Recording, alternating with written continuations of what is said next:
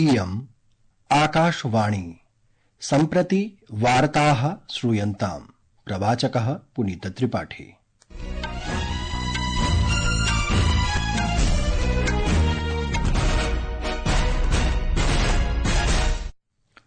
आदौ मुख्य वार्ताः।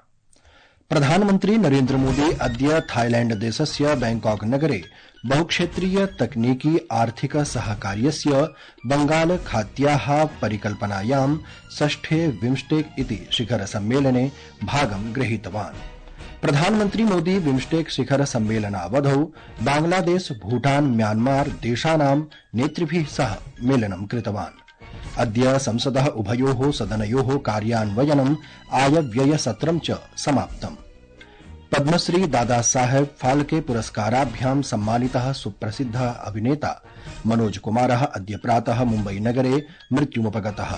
अपि च अस्य 25,200 मुष्टामुष्टि विश्वचषक स्पर्धायां भारतीयः मुष्टामुष्टिक्रीडकः हितेशः अद्य ब्राजीलदेशे पुरुषाणां 70 किलोग्राम वर्गमितस्य निर्णायकद्वन्द्वे प्रविश्य देशाय रजतपदकं सुनिश्चितवान्।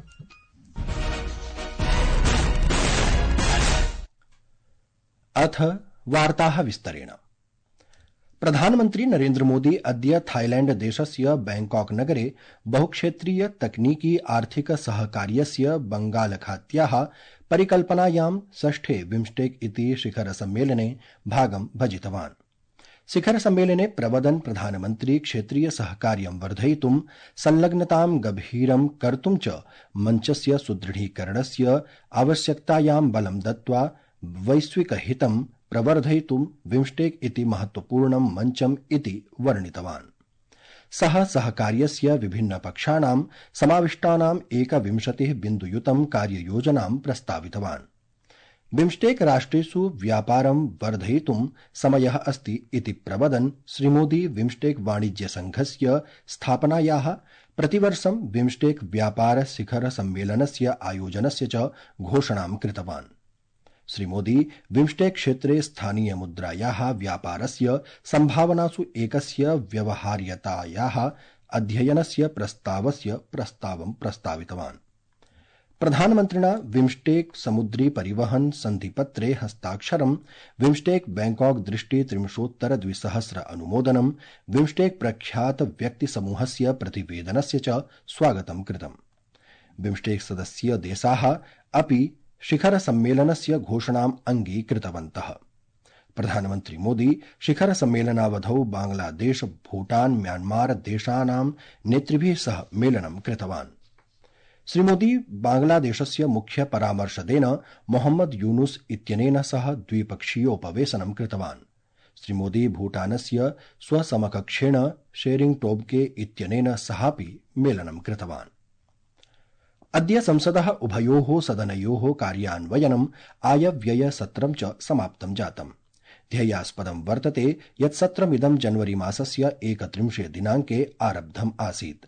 लोकसभायां सत्रस्यास्य समापनभाषणे लोकसभाध्यक्षः ओम बिरला प्रतिपादितवान् यत् आयव्ययसत्रावधौ सदने 18% मितात्मिकायाः वृद्धिः पञ्जीकृतास्ति। सः प्रोक्तवान् यत् सत्रावधौ निम्न सदने 16 विधेयकानि पारितानि। इस सत्र में हमने 26 बेड की तथा कुल उत्पादकता 118% से अधिक रही। केंद्रीय बजट पर चर्चा में 169 सदस्यों ने भाग लिया। सत्र के दौरान 10 सरकारी विधेयक पूर्व स्थापित किए गए। वक्फ संशोधन विधेयक सहित 16 विधेयक पारित किए गए। इतः पूर्वं संसदीय कार्याणां मन्त्री किरेन रिजिजू प्रोक्तवान् यत् 25,200 तमे वर्षे राज्यसभायां वक्फ संशोधन विधेयकमालक्ष्य 17 होराधिक परिचर्चा सञ्जाता। तत्रैव लोकसभायां 14 होरापर्यन्तं परिचर्चापि सञ्जाता। संसदि विधेयकं बलात् स्थापितम् इति कांग्रेस दलस्य नेत्र्या सोनिया गान्धिनः एतां टिप्पणीमालक्ष्य किरेन रिजिजू वर्येण आपत्तिः प्रकटिता। लोकसभाध्यक्षः ओम बिरला एतां टिप्पणीं दुर्भाग्यपूर्णं प्रतिपादयन् प्रोक्तवान् यत् सर्वेषां नियमानां प्रक्रियायां च अनुपालनम् अकुर्वन् विधेयकमिदं पारितं जातमस्ति। पद्मश्री दादा साहब फाल्के पुरस्काराभ्यां सम्मानितः सुप्रसिद्धः अभिनेता मनोज कुमारः अद्य प्रातः मुम्बईनगरे मृत्युमुपगतः। सः 87 वर्षीयः आसीत्। तस्य पुत्रः कुणाल गोस्वामी अवदत् यत् तस्य पिता दीर्घकालादेव रुग्णः आसीत्। तस्य अग्निमुख संस्कारः श्वः प्रातः मुम्बईनगरस्य विले पार्ले इत्यत्र भविष्यति। प्रियाः श्रोतारः, संस्कृतवार्तायाः संस्करणमिदम् इदानीम् आकाशवाणीतः प्रसार्यते। सममेव कार्यक्रमोऽयम् आकाशवाण्याः अन्तर्जालपटले www.newsonair.gov.in इत्यत्र अथ न्यूज ऑन एआईआर चलदूरभाषीय तन्त्रांशे अपि उपलब्धो भविष्यति। केन्द्रीय मन्त्रिमण्डलेन रेल मन्त्रालयस्य 4 परियोजनानाम् अनुमोदनं कृतम्, यस्य कुलव्ययः 85,618 कोटिरूप्यकाणि सन्ति। अद्य नवदिल्ल्यां वार्ताहरान् सम्बोधयन् सूचना प्रसारण मन्त्री अश्विनी वैष्णवः अवदत् यत् एताः परियोजनाः 3 राज्यानां महाराष्ट्रस्य, ओडिशायाः, छत्तीसगढस्य च 15 मण्डलानि आच्छादयन्ति। तथा च भारतीय रेलवेत्यस्य विद्यमानानि मार्गजालानि प्रायः 1250 किलोमीटर परिमितं यावत् वर्धिष्यन्ति। तालचेर अनुगुल से लेके all the way to Sambalpur city अभी डबल लाइन है। इस डबल लाइन को अब 3rd and 4th यानी क्वाड्रुपलिंग करेंगे। 4 लाइन्स यहाँ पर बनेंगी। इस प्रोजेक्ट में भी बहुत सिग्निफिकेंट इन्वेस्टमेंट जाएगा, 3,917 करोड़। और एक्सट्रीमली बिजी एरिया ये पारादीप पोर्ट, धामरा पोर्ट और नीचे गोपालपुर पोर्ट और इधर तालचेर अनुगुल, संबलपुर, झारसुगुड़ा और आगे फिर रायपुर वाली साइड, बिलासपुर वाली साइड। इससे बहुत उड़ीसा की जीडीपी में इंक्रीज आएगा। मन्त्रिमण्डलेन 39,800 कोटिरूप्यकाणां कुलव्ययेन सह 100% केन्द्रीय वित्तपोषणेन जीवन्त ग्राम कार्यक्रम द्वितीय इत्यस्य अनुमोदनं च कृतम्। भारतीय जनता पार्टीति दलेन प्रोक्तं यत् वक्फ संशोधन विधेयकं संसदः उभयोः सदनयोः पूर्णरीत्यानुसारं पारितम् अस्ति। विधेयकमिदं न्यायालये कांग्रेसदलस्य नेतुः प्रस्तुतीकरणस्य विषये भाजपादलस्य वरिष्ठनेता रविशंकर प्रसादः अवदत् यत् न्यायालये गन्तुं न कोऽपि बाधितः अस्ति।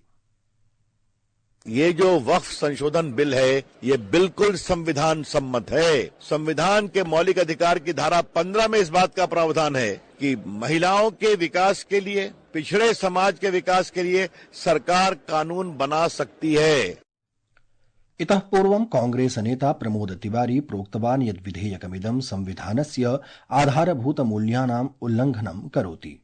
ये लड़ाई संसद भवन में लड़ेंगे, जनता की अदालत में लड़ेंगे और अगर जरूरत पड़ी तो फिर न्यायालय में लड़ेंगे। तो निश्चित रूप से इसमें आर्टिकल 25, 26, 15, 16 भारत के जो मूल अधिकार हैं वो छीने गए हैं। बारी आज मुसलमानों की है, कल सिखों की होगी, परसों जैनियों की होगी, बौद्ध की होगी। तो ये लड़ाई अभी से लड़ेंगे। प्रधानमन्त्री नरेन्द्र मोदी एकस्मिन् सामाजिकान्तर्जालीय पटल सन्देशे प्रोक्तवान् यत् संसदः उभयोः सदनयोः वक्फ संशोधन विधेयकस्य अपि च मुस्लिम वक्फ निरसन इति विधेयकस्य पारिते सति सामाजिकार्थिक न्याय पारदर्शितां समेत्य समावेशि विकासे ऐतिहासिकं पदक्षेपः वर्तते। अस्य विधेः उद्देश्यं वक्फ सम्पत्तीनां प्रबन्धनं सुव्यवस्थीकरणं च अस्ति।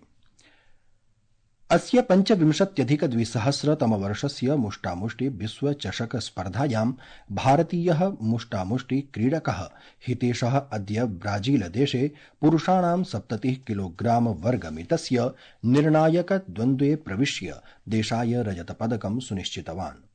सः उपान्त्यचक्रीय क्रीडायां फ्रांसदेशस्य माकन्ट्रोरे इत्यमुं 5-0 इत्यङ्कान्तरालेन पराजितवान्। तत्रैव अन्ये 3 भारतीय मुष्टामुष्टि क्रीडकाः जदुमणिसिंहः, सचिन सिवाचः, विशालः च कांस्यपदकं प्राप्तवन्तः। आईपीएल इत्येतस्यां स्पर्धामालिकायाम् अद्य Lucknow super giants Mumbai Indians दलयोः मध्ये एकाना क्रिकेट क्रीडाङ्गणे स्पर्धा भविष्यति। स्पर्धायाः प्रसारणं सायं 7:30 भविष्यति। इति वार्ताः।